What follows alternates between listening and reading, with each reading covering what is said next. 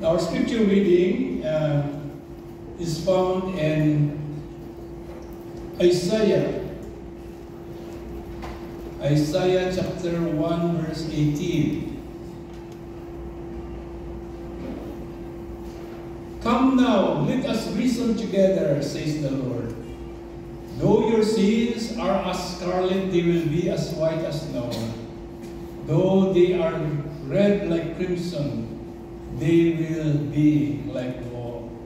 May the Lord bless the reading of this passage. Did you commit sins in your life that you feel God could not forgive you for? Is there someone who sins against you that you won't forgive? Who among you has been, in the courtroom before? Who among you? Wow, a good number. I hope you didn't commit a serious crime, right? Most of those who raised for sure did do some jury duty, right? Maybe some of you have been called for jury duty as part of our responsibility as a Canadian citizen. And I am very fortunate that even though I had been called twice for jury duty, I was not selected. My name was not been chosen. And maybe some of you probably attended court as a witness or as an accused, maybe for traffic violation, etc. What did you see in the courtroom?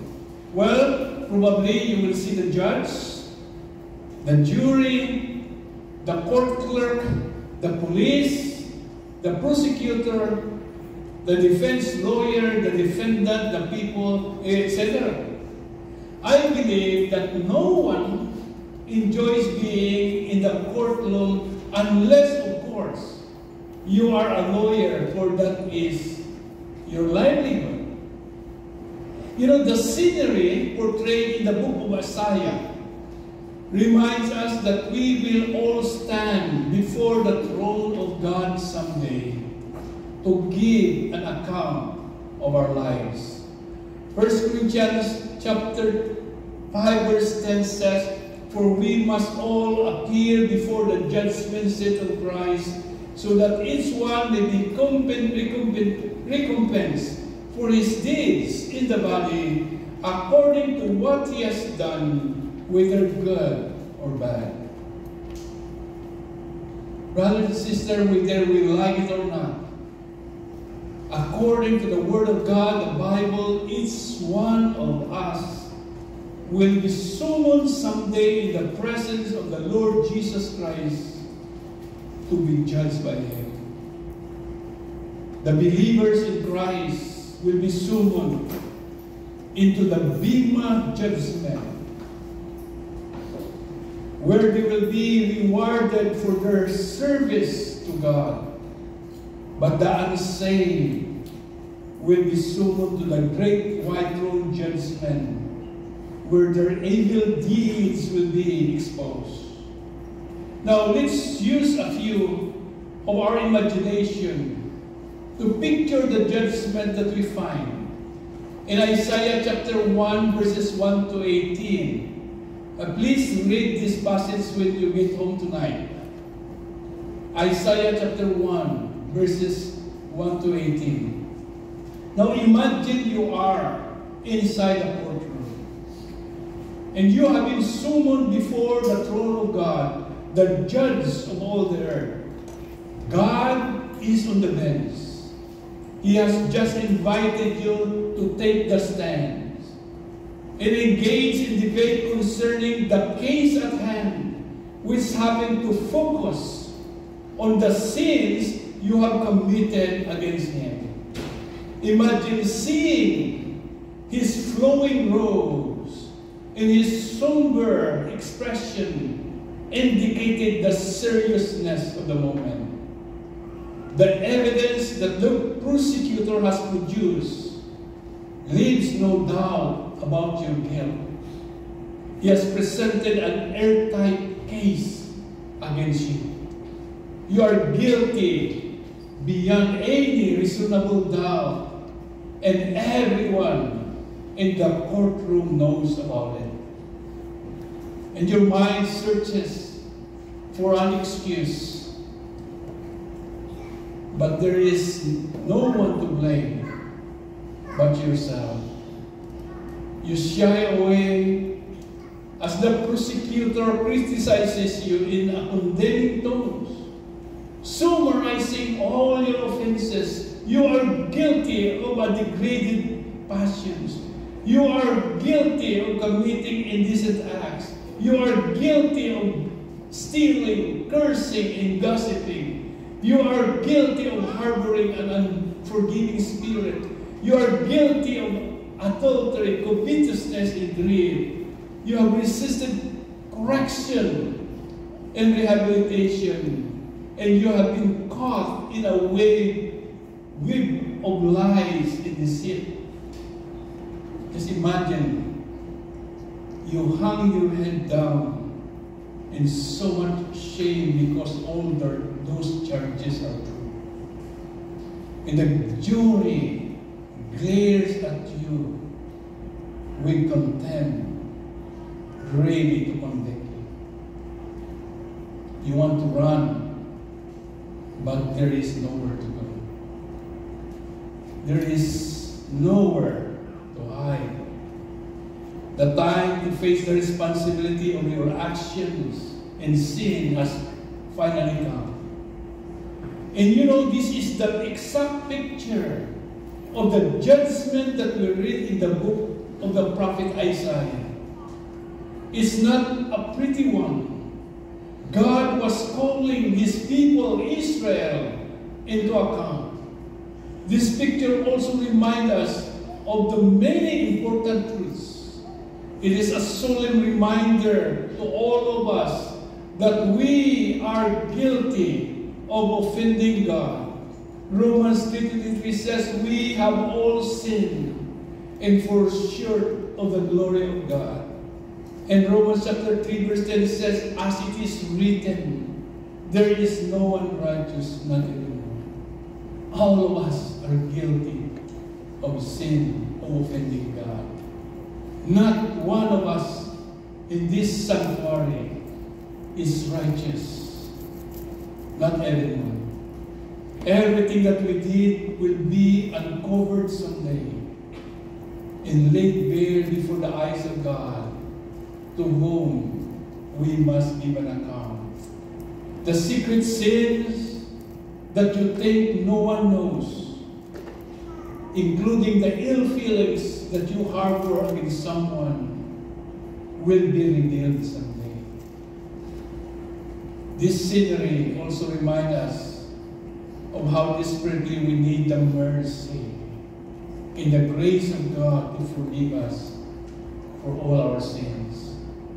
However, the passage in the book of Isaiah also reminds us that God is willing to forgive us if we will come to Him now. That regardless of our guilt, regardless of the gravity and enormity of our sins, God promised to forgive us if we sincerely repent of our sins.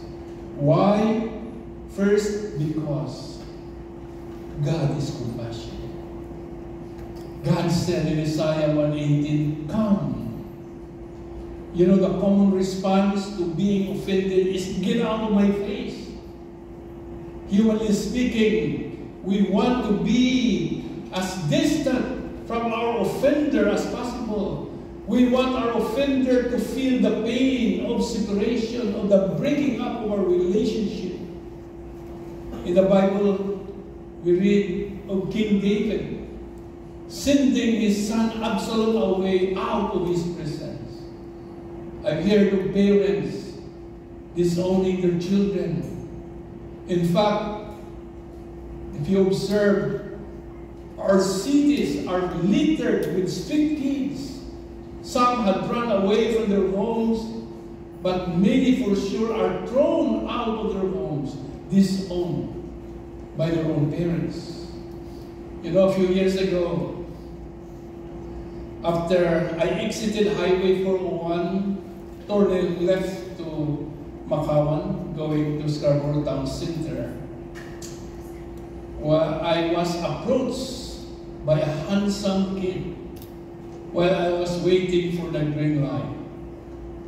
He was holding a placard, "Need food." Looking at him, I said to myself, wow, this guy was so handsome. He could be an actor in Hollywood. Well, I give him some money, not because he is handsome, but because he looks so pale and hungry. And I feel very sorry for him. He said to me, "Thank you, and have a nice day." As I drove away, some question came to my mind. Did he run away, or was he thrown out of his home? You know, even churches send their members away as a matter of discipline. They excommunicate their sinning members and temporarily revoke their membership, not allowing them to attend church and other Christian gatherings, not allowing them to contact any of the church members for the period of discipline. This kind of separation is part of the church discipline and often necessary for remedial purposes, as taught in 1 Corinthians chapter 5. The purpose of church discipline is for reconciliation and to redeem and save the unrepentant member, not as a punishment for sins. Sin will be punished, but it is not the church who will punish. God says, "Vengeance is mine," says the Lord. It is reserved for the Lord only, the punishment. The separation will cause that person to realize his or her sins and bring that person to repentance. And when a sinning member shows genuine repentance, then the church must rally behind that believer and must show their love and compassion and try to help the believer on the right path. God's forgiveness is that He doesn't cast us out forever. He doesn't banish us into the spiritual abyss. He reaches out to us. Jesus is a good shepherd who gave His life to the sheep. He doesn't just stand at a distance. He comes to us. He draws us to come to Him. You know, there's a story of a kid who one day found a stray dog in their backyard. And the dog, you know, was so skinny and full of fleas and ticks. And the boy, sensing the dog was hungry, he went inside his house and got some food. But as he gave the food, he could not get close to that. He could not get that dog to come to him. He tried to help the skinny dog by giving him food. The trouble was that the dog did not trust him. And that's a picture of how God offers us forgiveness. So often people keep their distance, never realizing that if they would just come, God would abundantly pardon. The problem is they don't trust God. Some of them are content being spiritually skinny.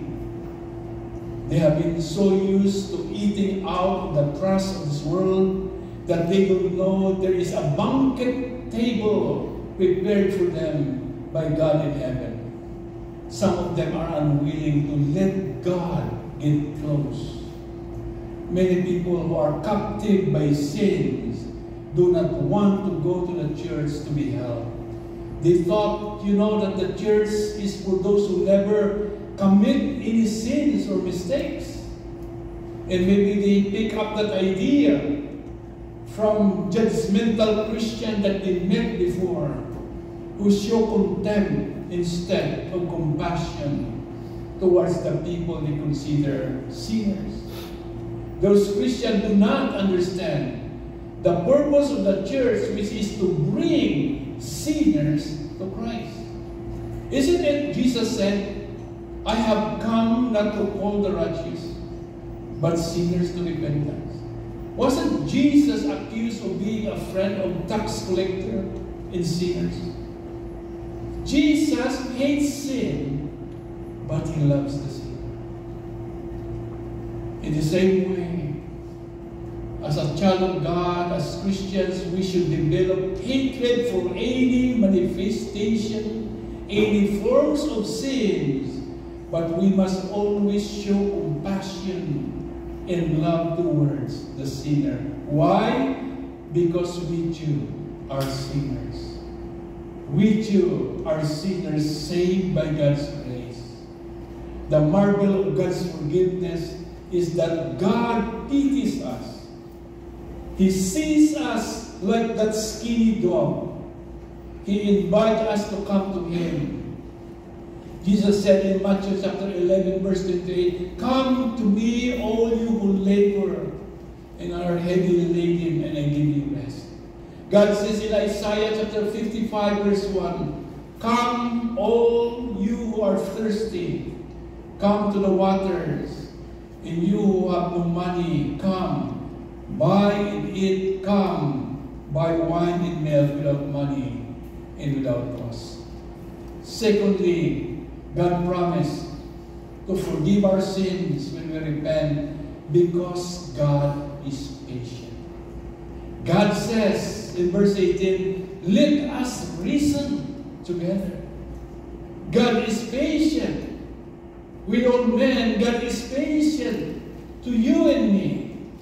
2 Peter 3:9 says, He is patient because He doesn't want anyone to perish.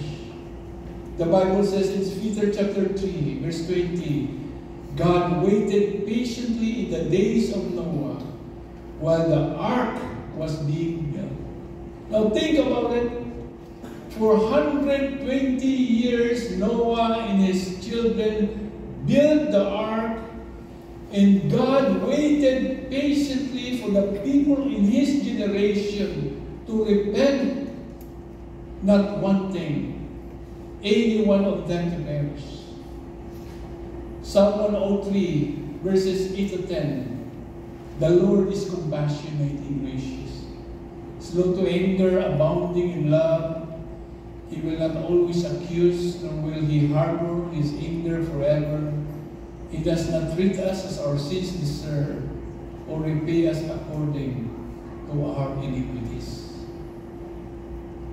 How many of you here are glad that God is patient? It's easy for us to be impatient, I confess I sometimes get impatient, especially when I'm driving. I don't know, when I am in so hurry, afraid to miss my appointment. Why, everybody else in front of me steps on their brakes. And the traffic seems so slow. And the red light seems so long. When Pastor Lem was a little boy, he often jokingly watched the odometer while I was driving. And he said, Dad, you are now exceeding the speed limit. And I confess it is really challenging to stay exactly at the maximum speed limit all the time, especially when the road is clear. Right? But no excuses. We are supposed to. Thank God for the speed trap right now. We behave, or else every month we get a bill, right? Patience is difficult for most people because we are creatures bound by time. We know we only have a limited amount of time in this world, but not so with God. God has time. He isn't in a hurry. God is patient with us when we sin. We see the evidence of God's patience in Matthew chapter 18, verse 21, where Peter asked the Lord Jesus Christ, Lord, how often shall my brother sin against me and I forgive him? Up to 7 times? Jesus said to him, I do not say to you up to 7 times, but up to 70 times 7. When we fall into the same kind of sins and go to our God, grieving and anxious, confessing, Father, I have done it again. Our loving Heavenly Father replies, what do you mean again? When God forgives, He forgets. He does not bind us to our past sins. The Bible says that God is love, and love keeps no record of wrongs. There's a story of a pastor's son and his mom. One day went shopping, and the little boy acted badly in the shopping mall, wanting this and that, demanding to his mom, running off around the mall. He's very unruly. Well, as they are driving home, the little boy sensed that his mother was angry and in great displeasure. And he said, Mom, may I ask you a question? When we ask God to forgive us when we are bad, does God forgive us? His mother said, yes, He does.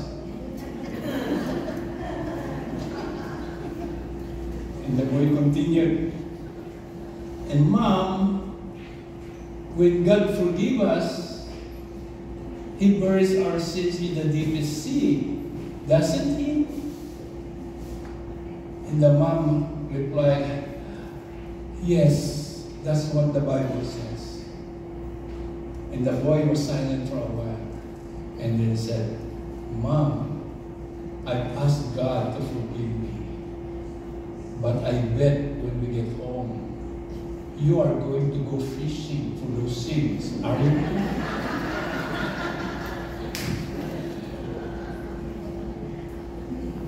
you? You know, too often, we do go fishing for other people's sins that God has already forgiven, that God has already buried. If God won't keep a record of wrongs, why do we want to keep records of those who sin against us? Lastly, God promises to forgive our sins when we repent because God pardons.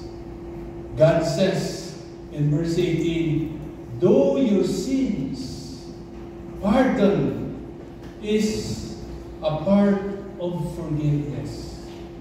It deals with release from guilt and penalty. You know, Thomas Watson, he lives in 1620, says, when God forgives sin, He blots out the debt. He draws the red lines of Christ's blood over it, and so crosses the debt book.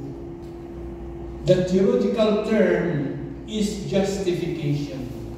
God not only forgives and pardons, but He also justifies us. He declares us not guilty. Joseph, in the Old Testament, justified his brother's action when they sold him into slavery to Egypt in Genesis chapter 50. And he said, what you intended as harm, God intended for good. Because Joseph recognizes that all the trials, all the pain and troubles that he experienced as a slave in Egypt were used by God in order to save him, in order to save his family, and save many people from the incoming severe famine. Throughout the Bible, we find pardon and forgiveness repeated over and over again. For example, we find in John chapter 8, the woman caught in adultery. The law of Moses required that the woman should be stoned to death as a punishment for adultery. But we find in this story about God's forgiveness. When Jesus said, "Let those who committed no sin cast the first stones." When no one did, Jesus said to the adulterous woman, "Neither will I condemn you. Go and sin no more." The woman deserves death by stoning, but the marvel of God's forgiveness set her free and give her a new life. Another example is the prodigal son. In Luke chapter 15, when the prodigal son returned home after squandering his father's wealth in riotous living in the far country, the father welcomed him and threw a grand celebration for him. Jesus said, "There's so much joy in heaven over one sinner who comes to repentance." Do you want heaven to rejoice? Then share the gospel of salvation with your unsaved loved ones and friends. When they repented of their sins, and when they opened their heart and received Jesus Christ as their Lord and Savior, there will be a great rejoicing in heaven. Now what about the repentant thief on the cross? Well, according to Isaiah 55 verse 7, "Let the wicked forsake his way, and the unrighteous man his thoughts. Let him return to the Lord, and he will have mercy on him, and to our God, for he will abundantly pardon." We cannot deny that God's forgiveness, if we sincerely and genuinely repent from our sin and ask for forgiveness, God's forgiveness is complete. 1 John 1:9, "If we confess our sin, He is faithful and just to forgive us of our sin and to cleanse us from all unrighteousness." That is God's forgiveness. When God forgives, He crosses out the record. God blots out the sin. Christ's blood covers it all. Isaiah chapter 1 verse 18 says, "Though your sins are like scarlet, you shall be as white as snow. Though they are red as crimson, they shall be like wool." And according to Isaiah 43 verse 25, when God forgives, He no longer remembers our sins. He said, "I, even I, am He who blots out your transgression for my own sake, and remember your sins no more." That reminds me of a man who was telling his friend about an argument that he had with his wife. He said, "You know, every time we argue, my wife gets hysterical." And the friend corrected him, "You mean hysterical, don't you?" "No, I mean historical. Every time we fight, she digs up stuff that he holds against me in the past. You did this to me 10 years ago. And also 7 years ago. And then, now you did it again. My wife get historical. Brethren, God will not get historical with you. If you sincerely repented and have confessed your sins to Him. Psalm 103 verse 12 says, as far as the east is from the west, so far has He removed our transgression from us. And I love Micah chapter 7 verse 19. You will again have compassion on us. You will tread our sins underfoot and hurl all our iniquities into the deeps of the sea. God forgives our sins, such as blasphemy, idolatry, all forms of impurity, fornication, adultery, murder, drug abuse, etc. He forgives even the worst kind of sins, like habitual sins, the persistent and obstinate rebelliousness of heart. However, a pardon is the fruit of repentance and faith in the Lord Jesus Christ. When God sees repentance, when God sees faith in Jesus Christ in us, the scarlet of sin become as white as snow. The crimson of sin become as wool. Our minds will be radically changed. Our lives will be thoroughly transformed. 2 Corinthians 5:17 says, therefore, if anyone is in Christ, he is a new creature. The old things pass away, behold, new things have come. We will find full restoration, not merely the rebuking of the penalty for sins in us, but the actual restoration of the divine love and favor. God, that is God's forgiveness. He pardons us and invites us to come home. Now in closing, Richard Wurmbrand told the story of a traveler who was sitting in a railroad next to a young man who appeared to be depressed inside the train. And after several miles of silence while the train is running, the young man revealed that he was a convict who had just gotten out of the prison. He also admitted that his imprisonment had brought shame on his family, and that they had neither visited him in the prison cell while he was incarcerated or written much to him. And he tried to convince himself that their negligence was only because they were too poor to travel and too uneducated to write.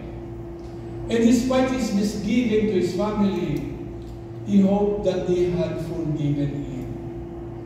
To make it as easy as possible for them, he had written them in advance, suggesting that if his family had forgiven him, they should put up a white ribbon on the big apple tree near the tracks as a signal. Because in the right in the train station, there's an apple tree there. He said if they didn't want him back, they were to do nothing, and he would understand. He will stay on the train and head west, never to see his family again. Well, as the train neared his hometown, the suspense became so great, and he could not bear to look out of the window.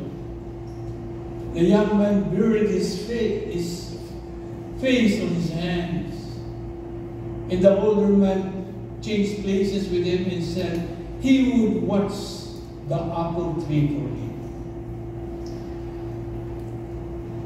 After After a few minutes, the old man put his hand on the young convict's arm and said, "There it is," he whispered, his voice breaking with emotion. "It's all right. The whole tree is covered with white rainbows." And that's how God forgives and welcomes sinners. God has pity, and He said, "Come." God has patience, and He said, "Let's reason together." God gives pardon, though your sins are many. There is no one here who can claim to be sinless. No one here without sin. God knows we are all guilty of sin. We all need forgiveness. But we need to acknowledge our sins that we have committed. We need to sincerely repent and ask God for forgiveness. We need to be aware of our own guilt. Friends, if you have not yet surrendered your life to the Lord Jesus Christ and have not invited Him into your life as your personal Lord and Savior, I have a bad news for you. Your sins have not been forgiven because you are not a child of God, and these promises are not for you. It is only for those who give their life to Jesus Christ. Maybe you have not even thought about it. But just now, God is using His Holy Spirit to speak to you, saying that now is the time for you to become His child. Now is the time for your salvation. All things have been prepared for you so that this moment can be your moment of salvation. And I extend God's invitation to you to repent from your sins and receive Jesus Christ as your personal Lord and Savior. And all your sins will be forgiven. So I would like to request everyone to please close your eyes and observe a moment of silence. If anyone here have not yet received Christ as Lord and Savior, you may invite Him into your life. You may open your heart to Him and ask Him to forgive your sin and ask Him to come into your life to become your Lord and personal Savior. And you can pray this simple prayer of faith. You can say, "Lord Jesus, I am a sinner and I cannot save myself. I believe that you died on the cross of Calvary to pay for the penalty of my sin. I repented for all the sins that I committed. And I come now, and I believe and open my heart to you to receive you as my personal Lord and Savior. Come into my life, Lord Jesus, and make me a person you want me to be. In Christ's name we pray. You pray. Amen. If you say that sincerely in your heart, that simple prayer, God will hear it, and Jesus will come and save you. But after you sincerely receive Him, you need to follow His first command after salvation, that you need to be baptized. May the Lord bless His precious word